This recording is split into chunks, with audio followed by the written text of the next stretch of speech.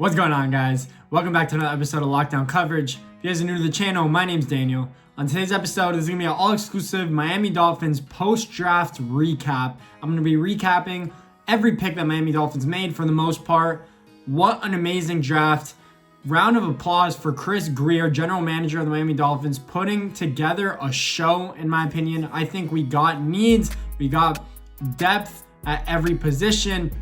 We traded back, we traded up for players that we really liked and wanted.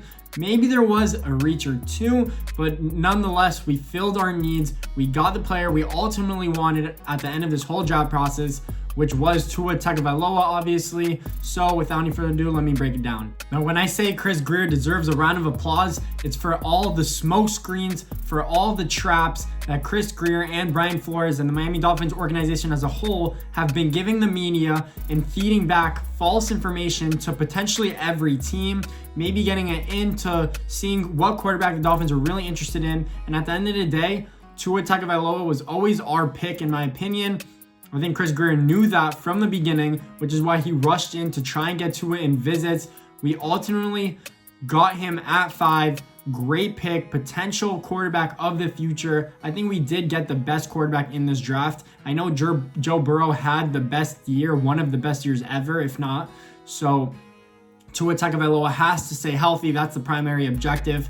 Have him sit for the first year. Great pick at 5. And then we surrounded mostly talent around him and young talent as well. So Brian Flores, I'm assuming, really trusts himself in the developmental process with these players. So at 18, we also got Austin Jackson from the University of USC, probably the best and most pure left tackle. And when I say that, it's because he has long arms, which is what you want from your prototype left tackle. And he's also super athletic, can get to the second level and even third level to block safeties and corners. That is what you want from a left guard. He's also only 20 years old, which makes it perfect. Have a year to develop, especially with Tua potentially sitting the next year, the upcoming year. So by the time Tua actually plays, all these players could be groomed, have a full season under their belt, which makes sense. At 30, Dolphins also got Noah Igbinoghene from the University of Auburn. Sorry, I just had to look to make sure I'm saying his name right. So we got Tua Tagovailoa and Noah Igbinoghene. Those are two long-ass last names. But he's also going to be really good. Probably going to plug and play right away. As long as Bobby McCain stays at safety, he will go right into that nickel corner spot. He could do anything you want him to. He could probably play boundary, even though he's on the smaller side for a corner, which kind of makes sense for him to stay inside, but he's still really good, really fast. Both of his parents were track athletes. I'm sure you heard that if you were watching the draft. Nigerian descent, fast, athletic, could probably high point the ball really well also. So great pick at 30. I think our secondary is literally one of the best in the league, if you're asking me from just my standpoint, with Byron Jones and Xavier Howard as well. With the 39th pick, we got Robert Hunt from the Louisiana Lafayette.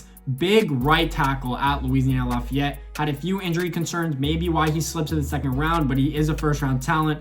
Whether we're going to put him at right guard or right tackle is still to be determined. I guess him and Jesse Davis will actually fight for that spot. I wouldn't be surprised if he wins or if he beats out Jesse Davis. Jesse Davis is better at guard anyways. Maybe he starts at guard because it's his rookie year. I don't know. We'll see. Great pick there, though. Fill in another offensive line need. Now it's Austin Jackson and Robert Hunt.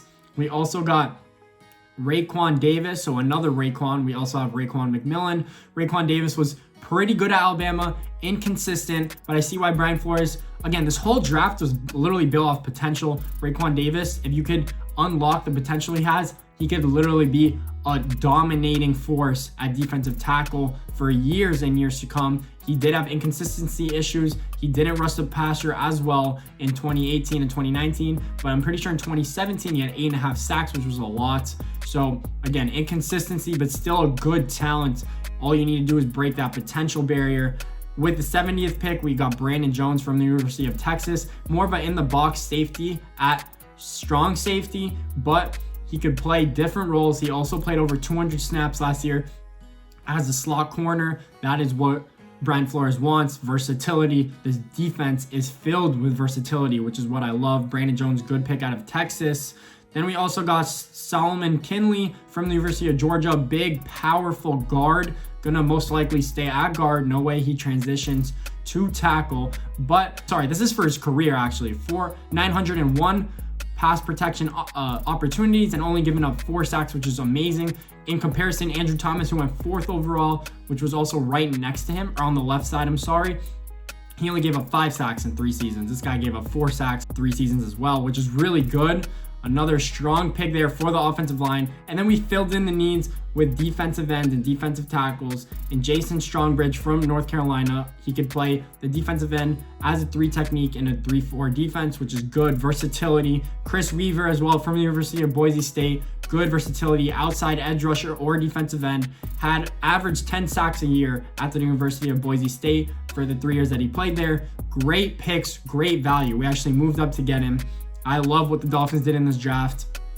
Amazing players throughout the board, filling up every need. We really stuck with being in the trenches. I don't care if people saying, oh, there was a good wide receiver. Oh, there was a good running back there. I don't care. Fill the trenches. We got good value at these positions. Next year, when Tua's eventually going to be playing, if we're lacking any running back or wide receiver depth, that is when you go for it. You already want to have an established offensive line. You don't want to have any question marks for next year when Tua actually plays. So then you can say, oh, I don't know if we should play him because his protection is off, his scheme's off.